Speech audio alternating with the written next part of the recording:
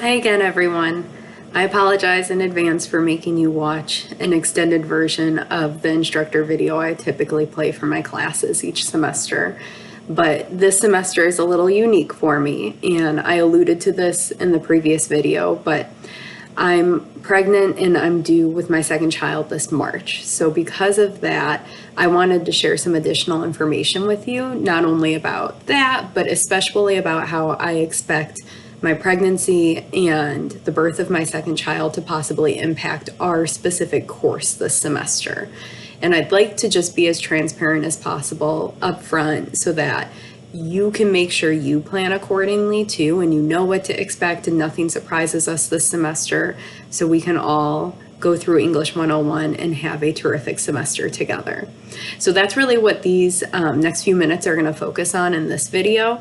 I'd like to just talk about my current plan if all goes well and according to plan for me, and really how that's going to impact the semester for us. So as I mentioned, I'm due with my second child, a boy, this March, and if all goes according to plan, I should hopefully deliver early March. Now, while you may have had instructors and other teachers previously that possibly were pregnant and transitioned with another sub or instructor or NTT, I'm planning on working this entire semester. And I'd like to just start this by sharing why I'd like to do that. And it truly is for multiple reasons. One, it'll help me in my family situation, but I also believe that you'll receive the best possible experience with English 101 with the same instructor all semester long. I really believe in being organized. I believe in consistency. And the way I've designed my courses are to gradually help you build the knowledge you gain from each module, each project that we work on, into the next thing we'll do in English 101. And that, I believe, is because writing is so complex, like I talked about in the previous video.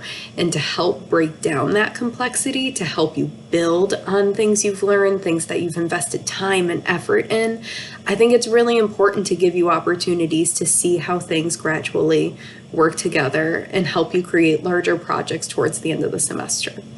And so because of that, I think it's only fair that I am with you that whole semester, so you're receiving the same consistent feedback. You understand what to expect early on in the semester, and then that carries through towards the final weeks of this semester too. So that truly is one of my goals for being pregnant, but also staying with you this entire semester. Now, I will put in the caveat early on that right now I can say that at about 31 weeks pregnant, as I sit here finishing up winter break, getting ready for our class. I also am fully aware that not everything goes according to plan sometimes, and things could change. My pregnancy could change. I could have the baby earlier than expected.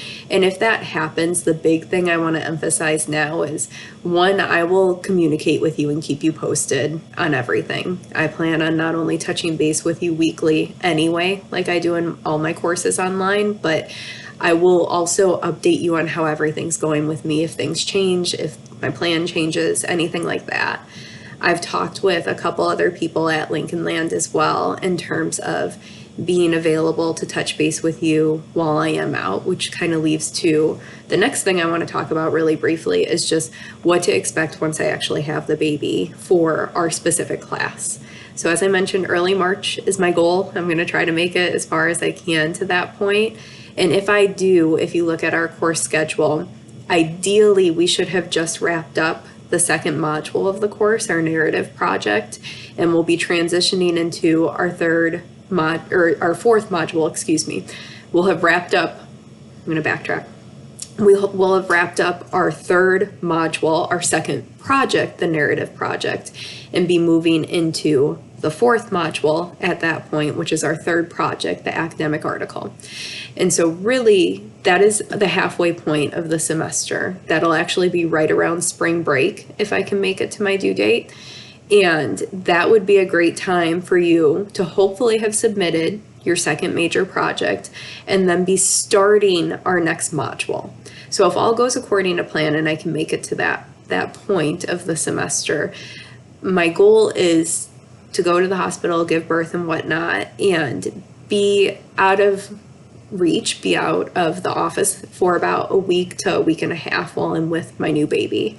And at that point, then I'll obviously update you. I'll share that that's what's going on. But you know to expect me just to be unavailable really for a week to a week and a half.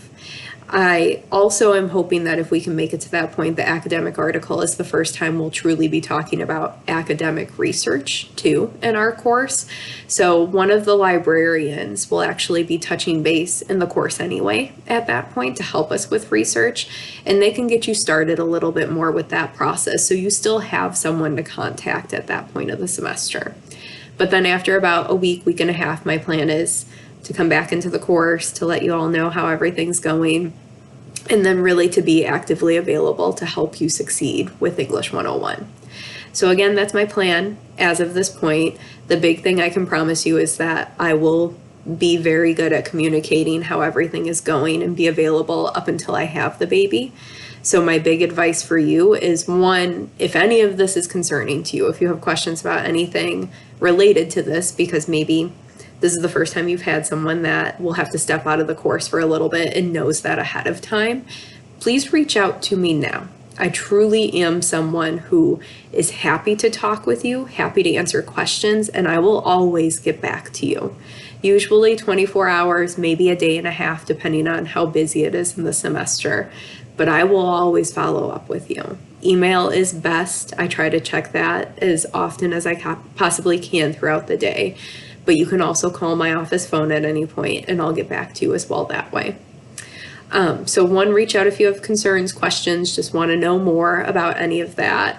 The other big thing is, since I will be here for our first few modules, no matter what, as long as everything goes well still, which is looking good at this point, please be actively engaged now and reach out if you have concerns, you have questions about feedback you're getting, because then you will have that good consistency and a good understanding of what's expected to carry you through the rest of the semester. That is truly good practice anyway. So please be thinking about that, be as engaged as possible all semester long, but especially think about your learning and how you can build on that early on in the course. Let's see if I'm missing anything else from my notes.